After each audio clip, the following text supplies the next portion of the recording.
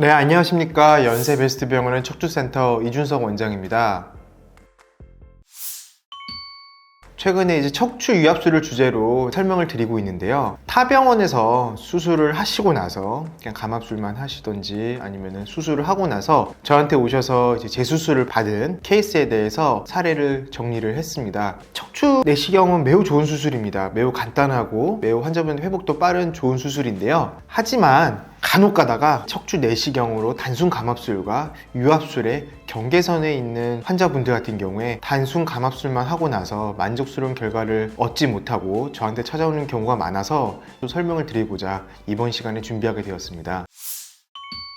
먼저 첫 번째 케이스입니다. 68세 여자 환자로 당뇨 고혈압이 있는 환자분이셨고 타 병원에서 수술을 감압술만 하셨습니다. 엑스레이 보시면은 살짝 4번 뼈가 5번 뼈에 비해서 좀 앞에 살짝 나와 있는 경우, 이런 걸 척추전방 전이증이라 그러는데요. 척추전방 전이증에서도 여러 가지 타입이 있는데 환자 같은 경우에는 이제 퇴행성에 의해서 척추뼈가 4번 뼈가 앞에 뼈에 비해서 좀 앞으로 빠져나온 경우고, 단계로 따졌을 때는 사실 그레이드 1, 아주 경미한 단계이긴 합니다. 그러셔서 아마 감압술로 신경만 풀어서 해결을 해드리려고 했었던 것 같은데 MRI 보면은 오른쪽에 이 부분이 하얗게 보여있는 부분이 후관절이라고 하는 부위인데 후관절에 물이 차 있는 게 보여요. 이렇게 염증이 있고 벌어져 있고 물이 차 있는 것으로 봤었을 때는 단순 감압술로 하기에는 조금 애매했을 거라 생각이 드는데 환자분은 그 병원에서는 유압술보다는 이제 감압술만 하면 좋아질 거다 하고 하셔서 감압술만 시행을 하셨던 것 같아요.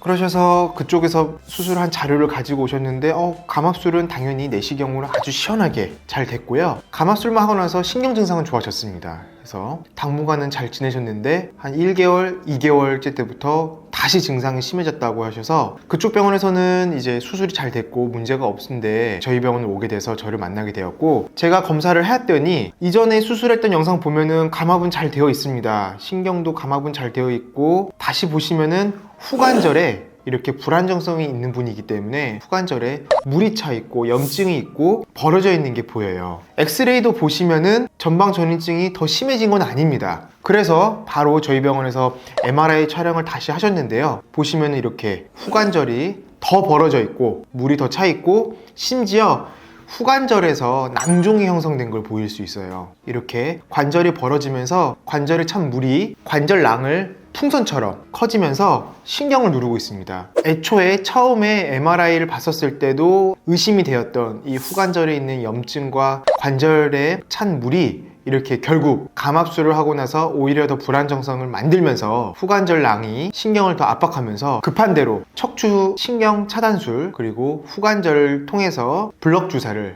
2주 간격으로 4번이 나와드렸는데도 도저히 환자분이 회복이 어렵다고 판단이 되어서 수술을 치료를 원하셔서 바로 마지막 주사를 놓고 일주일째 지나지 않아서 튼튼하게 유압술을 해드렸습니다. 보시면은 딱 고정을 튼튼하게 해놓으니까 2주째 때부터 증상은 깨끗이 사라지고 지금 이제 수술 후 6개월이 다 되어 가는데 매우 편하게 지금 걸으시면서, 이럴 줄 알았었으면은 환자분은 유압술을 할 걸, 통증도 그렇게 심하지 않았고 회복도 이렇게까지 빨리 될 줄 알았었으면 유압술을 한 번에 할 걸이라고 하였지만, 반드시 또 이렇게 감압술만 하나 생기는 건 아니기 때문에 환자분도 여러 가지 고민을 하시고 결국 이렇게 느끼셨던 것 같습니다. 두 번째 케이스입니다. 이분은 이제 저희 병원에서 직원의 아버님이신데 다른 병원에서 디스크로 판단이 되어서 수술을 하고 오셨어요. 엑스레이 보시면은 휘어 있는 게 보여요. 이분은 앞에 분과 다르게 옆면에서 봤었을 때 척추뼈의 앞뒤로의 불안정성이 있는 게 아니고 정면에서 봤었을 때 좌우의 불안정성이 좀 있어요. 척추뼈 보시면은 2번, 3번과 특히 3번, 4번에서 우측으로 외증이 관찰된다고 하는데, 척추뼈가 일직선으로 있는 게 아니고 이렇게 살짝 한쪽이 더 낮게끔 실그러져 있어요. 이렇게 되어 있는 분이셨는데 협착이 있고 디스크가 있으니까 감압술로 충분히 좋은 효과를 낼 수 있다고 판단을 하고 수술을 하셨던 것 같아요. 그리고 다른 병원에서 검사했던 사진을 보면은 감압은 잘 됐고 이 환자분도 동일하게 감압술을 시행하고 두세 달까지는 문제없이 안전하게 잘 지냈는데요. 제가 이제 저희 병원에서 진료를 본 첫날에 오셨어요. 타 병원에서 수술을 했는데 너무 아프다고 해서 첫날에 저한테 오셨는데 엑스레이 보시면은 더 무너진 게 보이시죠? 우측으로 뼈가 찌그러져 있는 모양이 수술 후 더 심해져서 결국 뼈가 짓눌려서 무너지고 있는 모습을 보이고 있습니다. 그래서 결국 이제 유압술로 바뀌게 되었는데, 이미 이런 경우는 드문 경우이긴 하지만은 논문으로 다 밝혀져 있습니다. 일본에서 이렇게 단순 감압술만 수술을 했었을 때 만족스럽지 않은 결과를 보이는 케이스를 모아서 발표를 했는데, 정면에서 앞뒤로의 불안정성 뿐만이 아니고 좌우에 불안정성이 있는 단순 감압술만 했었을 때는 이렇게 좋지 않다는 결과 보고가 있습니다. 논문으로 설명드리기엔 좀 한계가 있지만은, 이렇게 환자분들이 단순히 MRI만 보고 요 신경만 풀어지면 좋겠다가 아닌, 신경을 풀고 나섰을 때 불안정성이 더 생겨서 문제가 생길 수 있는 것까지 예측을 하는 의사 선생님을 만나서 감압술을 시행을 해야 합니다.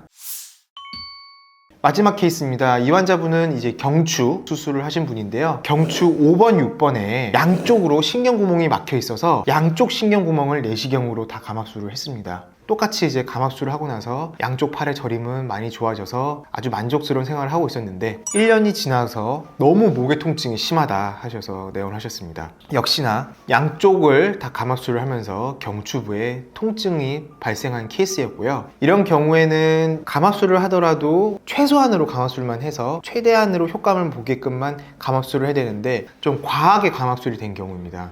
이런 경우에는 불안정성이 생기고 목의 통증을 유발해서 결국 환자분을 유압술을 해드려서 아주 좋은 결과를 보였고, 보조기는 잘 차셔야 되겠지만은 2주 때부터 현장 복귀하셔서 큰 문제 없이 생활하고 계신 경우입니다.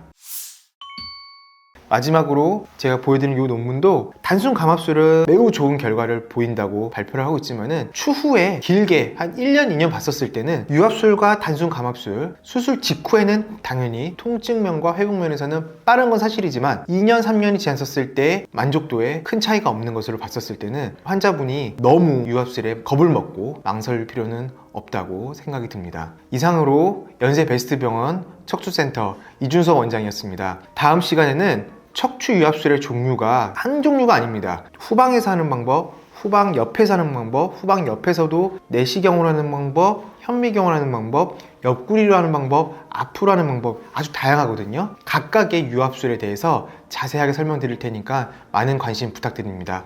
감사합니다.